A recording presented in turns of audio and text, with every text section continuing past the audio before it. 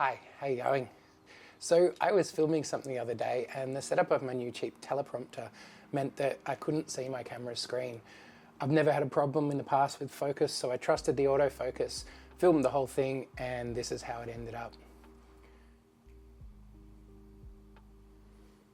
So I did the logical thing and tried to work out how I could throw money at this problem. I researched on-camera monitors and worked out that I could get a basic one that would do the job for around $150 to $200. But it seemed like too much. So I looked at other options and it almost settled on a small 7-inch LCD monitor, which I could attach to my camera via HDMI and would only cost me around $60. But then there'd be extra mounts and some extra cables and all that kind of stuff. So it'd be a little bit more than that.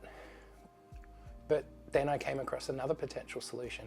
For around $25, I could buy something that would plug into my phone and my phone could be the camera monitor. This could be a good solution and it could work. But then I thought about what I was talking about last week. I'll link to that video here. The problem of just buying gadgets and collecting without a lot of thought, collecting the associated hobby-related things just as an excuse to buy more stuff. So I did some more Googling and I realized that I might just have the bits and pieces to solve the problem myself with no spend.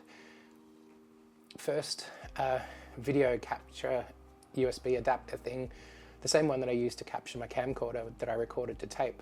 I'll link to that video up here as well. I quite like that one. Then an HDMI cable with a normal plug on one end and a micro version of HDMI at the other end. I searched through some boxes of random cables and the third box had one. Then I grabbed an OTG cable from my EDC kit. I grabbed an old phone that I wasn't using anymore, and then a free app downloaded from the Android App Store. I'm not sure if this works on iPhone, but I have Android, so that'll do it. Plugged it all in, and it worked. And I saved myself $200 or $150 or $65 or $25, and time. The time spent waiting for the thing to come, the time spent obsessing over what solution I was going to buy. And if I want to upgrade at some point in the future, I can, but now I don't have to. And I think I learned a lesson here, which is that for any problem I encounter, I should first work out if I already have what I need to solve it before throwing money away on something that I don't need. And then if I can't solve the problem, then I can spend the money.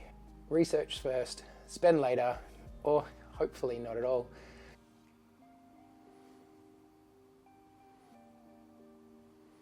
I'll link to what I used in the comments if you want to do this yourself. And otherwise, I'll see you next week. Bye.